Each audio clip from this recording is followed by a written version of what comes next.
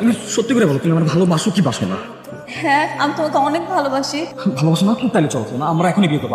আমি অনেক কষ্ট করে আমার বাবা আমাকে ম্যানেজ করছি, চলো। এটা কোনোভাবে সম্ভব না নিহান, আমি ভাইয়ার অবাধ্য হতে পারবো না। তুমি এখন তোমার ভাইয়ের কথা বলতেছো? আমি কি করবো নিহান, ভাইয়া ছাড়া এই পৃথিবীতে আমার কেউ নেই। তুমি আমার সাথে যাবে কি যাবে না? নাও যাবে না, আমার বোন তোমার সাথে যাবে না।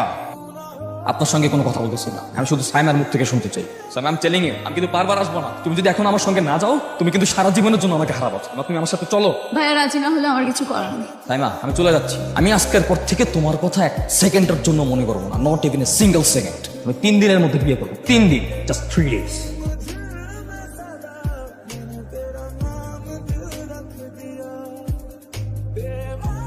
তোমাকে বলছি না আমার সাথে কোনো যোগাযোগ রাখবো না। নিহান, আমি আমার ভুলটা বুঝতে পেরেছি নিহান। চুপ, পাশাপাশি মেহমান আছে, মনের সামনে সিনক্রেট করবে না, চলে যাও, জাস্ট গেট আউট।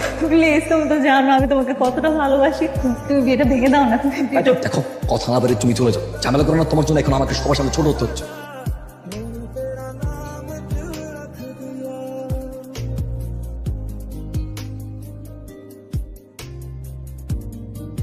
তুমি অনেক ভালো মানুষ, তোমাকে আমার লাইফে পেয়ে আমি অনেক লাকি যে তোমাকে আমি আমার লাইফে পেয়েছি।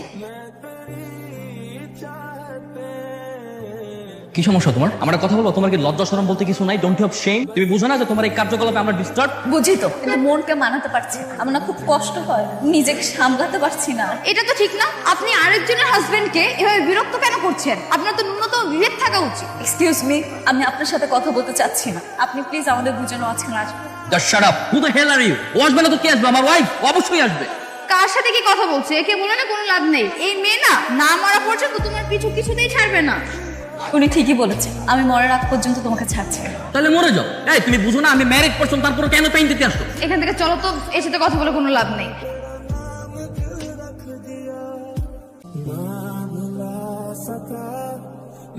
তো মেয়েটা দেখ না, সুন্দর তাই না? Really so pretty. কি ব্যাপার, ছেলেটা আমার দিকে এইভাবে তাকিয়ে আছে কেন? ছেলেটাকে আমাকেই দেখছে নাকি অন্য কাউকে দেখছে? তো দেখ না, মেয়েটা বারবার আমার দিকে তাকাচ্ছে। এই সরি দেরি হয়ে গেল রে। আমি তোমার সাথে একদম কথা বলবো। তুমি প্রত্যেকদিন লেট করে আসো। আমাকে এভাবে দাঁড় করে রাখতে ভালো লাগে তোমার? এই যে আমি কানে ধরলাম, আর কখনো এরকম হবে না। হ্যাপি? দোস্ত দেখ তোর দিকে তাকাইছে, আমার তো মনে হচ্ছে কাজ 50% হয়ে গেছে। 50% জান মানে? দেখলি না মেয়েটা তোর দিকে নিজেই কতবার তাকালো।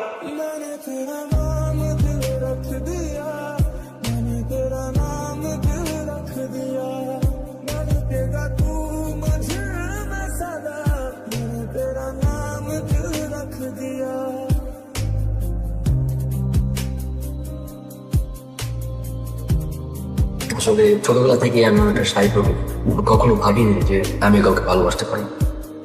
আমার না ঠিক একই হয়েছে। সাইমা, এই ছেলেকে কি সম্পর্ক তোর ওর সাথে? তুই না আমাকে বললি তুই তোর বান্ধবী রিয়ার বাসায় যাচ্ছিস? এই তোর বান্ধবী রিয়া?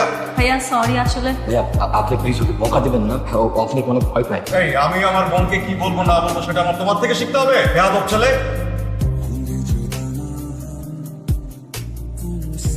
বাবা, আমরা তো আমাদের কথা বললাম, এখন তুমি তোমার কথাটা বলতে পারো। আপনার ছেলে বাইরে কি করে বেড়ায় সে সম্পর্কে কি আপনারা খোঁজ রাখেন? মানে আঙ্কেল, কখনো কোনো ভদ্র ফ্যামিলির ছেলে অন্য বাড়ির মেয়ের পেছন পেছন ঘুরবে? কিন্তু সেটা তো সাইমার জন্য। যার জন্যই হোক, একটা ভদ্র শিক্ষা পাওয়া ছেলে কখনো এই ধরনের কাজ করতে পারে?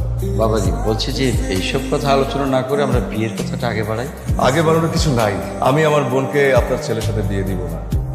কেন দিবে না বিয়ে জানতে পারি? একটা বেয়াদব ছেলের সাথে কখনো আমি আমার বোনের বিয়ে দিব না। বেয়াদব তো আমার ছেলে না, আর আমরা তোমার বাবা মার বয়সী দুজন মুরব্বী মানুষ। আমাদের সাথে তুমি এটা কি ব্যবহার করছো? আমার বাড়িতে আমি কাকে সম্মান দিব কি দিব না সেটা ডিপেন্ড করে ওই মানুষগুলো কতটুকু সম্মান। আমার কাছে তাদেরকে সম্মানই মনে হচ্ছে না, তাই সম্মান দিচ্ছি না। আপনার সম্মান করতেও হবে না। আঙ্কেল, নিহাল কি বাসায় আছে? তুমি এখানে কেন? আঙ্কেল, ওকে একটু ডেকে দেন না, আমি ওকে নিতে আসছি। অসম্ভব, নিহানকে ডাকা যাবে না। তুমি যাও এখান থেকে, যাও।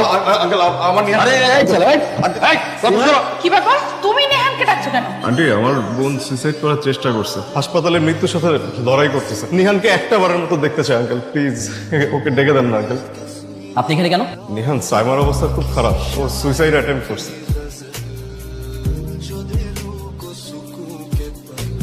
সাইমা, তোমার কি হয়েছে তুমি বলো তো? কেন এরকম পাগলামি করতে গেছো? আমি তোমার পথ থেকে সরে যাচ্ছি নিহান। আমি আর তোমাকে বিরক্ত করবো না। আজকের পর থেকে তুমি মুক্ত। আমি কোনো মুক্তি চাই না তো, আমি তোমাকে চাই। বোঝো আমি তোমাকে ভালোবাসি। তুমি তোমার স্ত্রীকে নিয়ে খুব শান্তিতে থাকতে পারো। না সাইমা, আমার কোনো স্ত্রী নেই, প্রীতি তো আমার কাজিন। এই সব কিছুই তো ছিল আমার সাজানো নাটক। কি স্ত্রী তোমার বউ না?